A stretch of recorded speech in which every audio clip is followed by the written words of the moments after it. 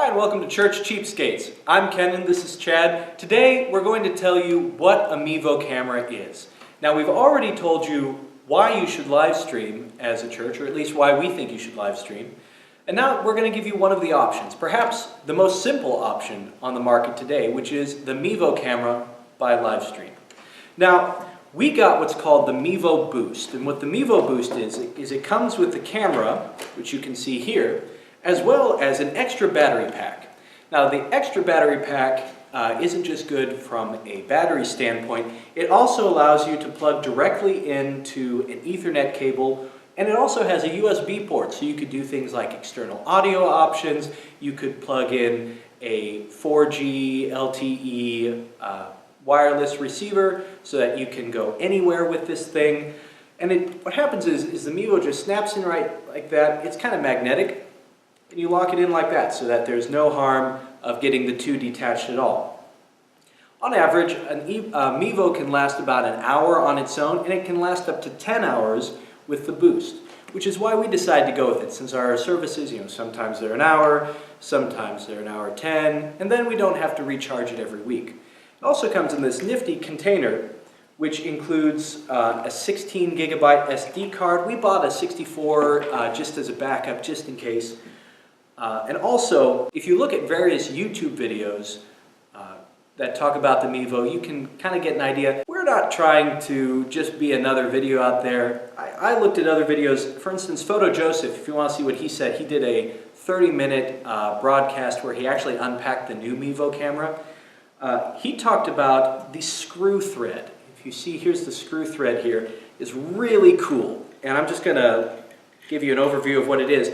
At the bottom of the Mevo camera, you can see that it has this little screw that can pop out.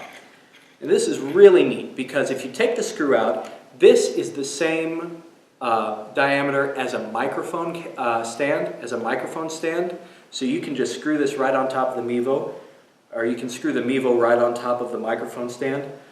Also, if you use this option, which screws right in, if you use that option, it can go right on top of just a regular camcorder tripod.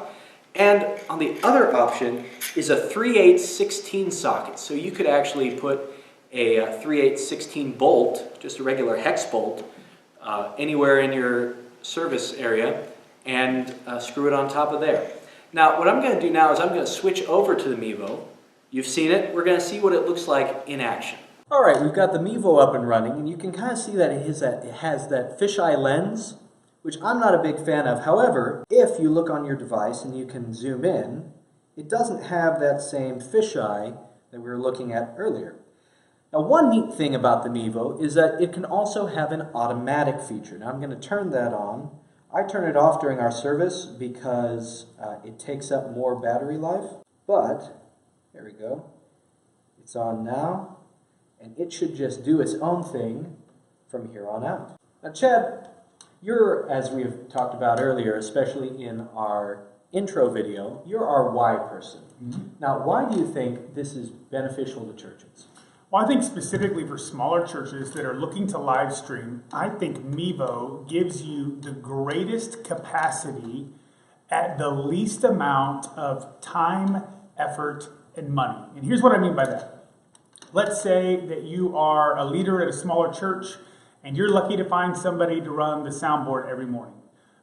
You have people serving all over your church in kids and tots and welcoming people when they come in the door. And the idea of finding one more person to run a camera or someone else to have multiple cameras and decide what look goes where and all that kind of thing, that just seems overwhelming because of how large or small your church might be. Well, the Mevo really is a great option for those kind of folks. One of the things that Kenan talks about is that he's not especially a fan of the fisheye look to the large panned out shot that the Mevo has. For me, it doesn't bother me. To me, the purpose of live stream is to bring people into what we're doing, make them feel connected and a part, and to help them have an understanding of what it is that we do at any particular event that we happen to be doing. So if it means that I sacrifice a little bit of a look so that I can have visual interest during the service, I think that's very important. We all know that the easiest way to simply live stream a service would be to put somebody's iPhone in the back of the service, tap into Facebook, hit Facebook Live, and all of a sudden I can do everything that I need to do. The problem is it's a panned out shot for the whole thing, or I have to zoom in and things get pixelated and grainy. And there's just no visual interest to what's going on. What the Mevo does without us touching anything is it'll go between person to person, it'll zoom out, it'll zoom in, and that helps us to just be able to retain people's attention as they tune in to the live stream. Now there are some negatives to that as well though. You don't get to control where it goes. So if you and I are talking, it may zoom in on you while I'm talking and zoom in on me while you're talking. You never know exactly what's going to happen. Occasionally, it will even zoom in on areas of the body that are not the face, or it may zoom in on the piano or wherever, and there's really nothing going on there.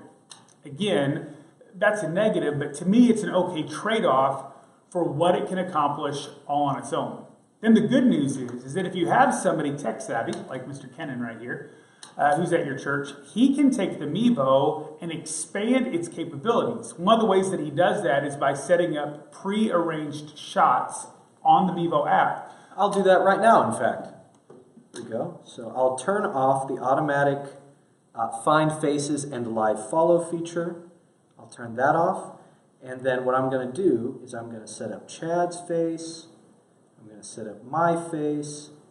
And then it is automatically set up to cycle between us. Now this could mean that I could be talking and you'll see Chad's face, but during a regular worship kind of setting, it will be cycling among the vocalists, among the band members, not a big deal. Now I do this every week. I always change it during the message so that it's not cycling among these kinds of things and it's just focused on the pastor.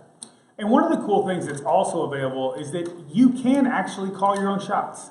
So if there's somebody at the back that's running this and you don't want it to run on automatic, you can sit there and you can zoom in just by pinching your fingers. You can zoom out just by bringing them out. You can point and touch the screen and it will automatically go to that spot. So in the same way that a video producer might be calling shots between 6 or 8 different cameras, you can do the exact same thing with the Mevo. The only difference is that all the shots are coming from the same place, but it looks like you're using a multi-camera format.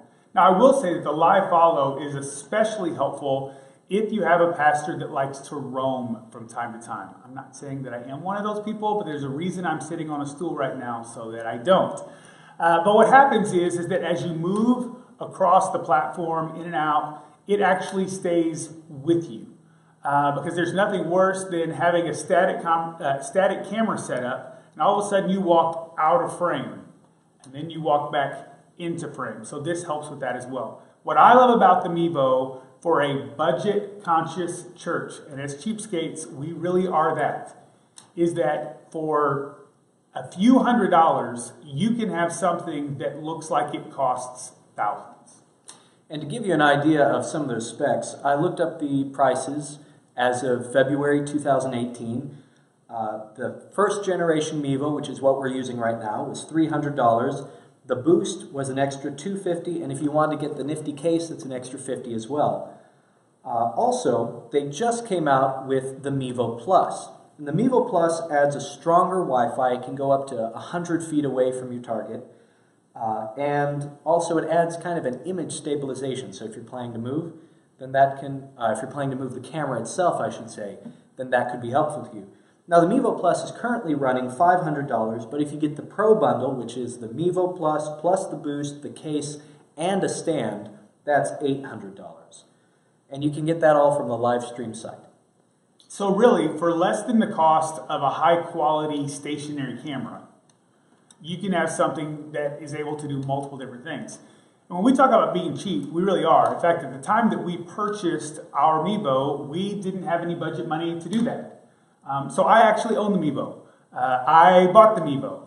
And not only do we use it for applications like this, but I use it for interview applications. I've used it for group meetings. I've used it to help broadcast seminars and other things that I've done, other places that I'm involved with. And I think it's incredibly versatile, very, very portable, pretty simple to use. Sorry. Fixing the shot. It was bothering me. All right, we've talked about various other YouTubers out there. One of the very popular pro church tools, in fact, that's the name of his company, is Pro Church Tools, is Brady Shearer. And Brady Shearer did a review of the Mevo saying that it really solves the problems of needing multiple pieces of expensive equipment, because you need an encoder, you need the camera, he goes through the whole list. I can't remember all of them. But it solves that problem. He said it's not usable in a church setting because it needs to be 5 to 10 feet away from the speaker or the pastor at any given time. He also said that its weakness is moving targets. We've talked about the fact that he was actually mistaken there, that Mevo can track a moving target. Sometimes it moves even when the target is stationary. As you saw with Chad's hand gestures, it kind of got a little confused there. But for a constantly moving pastor, pretty good option. The comment that he made that the Mevo has to be within 5 to 10 feet away from the pastor is a very real, I don't know if you want to call it a problem, but fact. Now, Chad could give you a little bit more about that. And one of the things that I find, especially if we're talking about smaller churches, it's not hard to put the Mevo camera right out in front of the platform. At our church, we put it just a little bit in front of the front row of seats, right smack dab in the middle. Because of how it looks, you saw what the booth looked like. We simply have it on a stationary mic stand, just a straight mic stand. We have it raised up. It looks kind of like a condenser microphone. Most people think it's a microphone. And they just think it's sitting there. And they're so used to equipment being around that after a week, they don't even notice it anymore. It has a little light that glows at the top of it. It's red when it's recording. And nobody really notices or cares. We do not see it as being an issue at all when it comes to being able to broadcast live stream for our applications. Well, we hope this has been helpful to you. This is our What Mevo video. If you want to know why you should be live streaming, we have our Why live stream video. If you want to see some of the tips and tricks that we use, we're going to come out with a tips and tricks video for the Mevo camera to give you kind of an idea of how we use it and some specific kind of little nitty-gritty things that we use it for.